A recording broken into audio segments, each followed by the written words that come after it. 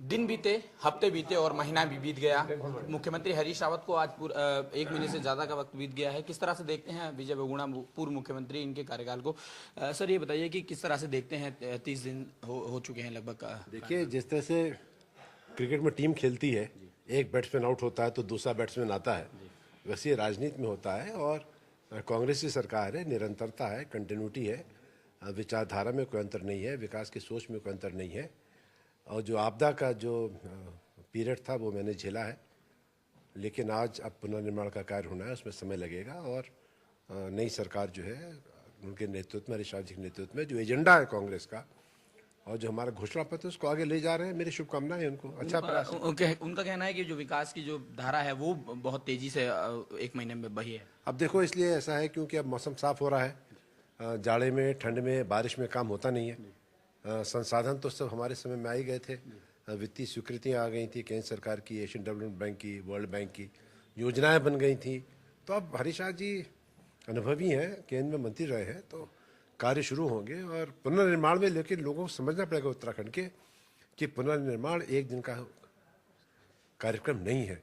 जहाँ कई हज़ारों किलोमीटर सड़कें बर्बाद हो गई हों, पुल टूट गए हों, पहाड़ियाँ धंस गई हों, समय लगेगा। लेकिन मुझे विश्वास है कि आने वाले समय में धीरे धीरे स्थिति सामान्य होगी और पर्यटन जो है वापस आएगा। आपको लगता है कि जब आपका कार्यकाल था तो आपके ही पार्टी के कुछ लोगों ने कांटे बिछा रखे थे काम करने में आपके, और दिक्कतों का सामना करना पड़ रहा था? राजनीति तो में फूल भी हैं, कांटे भी हैं, लेकिन हरीश रावत जी मुझसे ज़्यादा सौभाग्यशाली इस माने में है कि कम से कम स्पीकर जो है वो अब अपनी लक्ष्मण रेखा के अंदर है। राजनीतिक मुद्दों पे व्यक्त नहीं कर रहे हैं, सरकार को किसी घेर नहीं रहे अनायास। जो उनके कुछ विधायक थे अल्मोड़ा संसदीय क्षेत्र के, वो भी सब प्रसन्न बैठे हुए हैं। तो Harish Rawat is getting a peaceful run, उनको ज़्यादा शांतपूर्ण एक वातावरण मिल रहा है।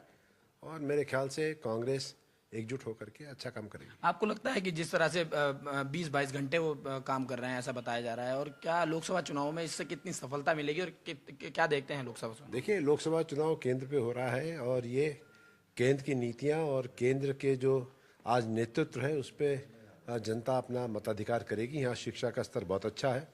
उत्तराखंड में हम एक आंदोलन से राज्य बने हैं, तो यहाँ राजनीतिक मुद्दों पे चुनाव होता है।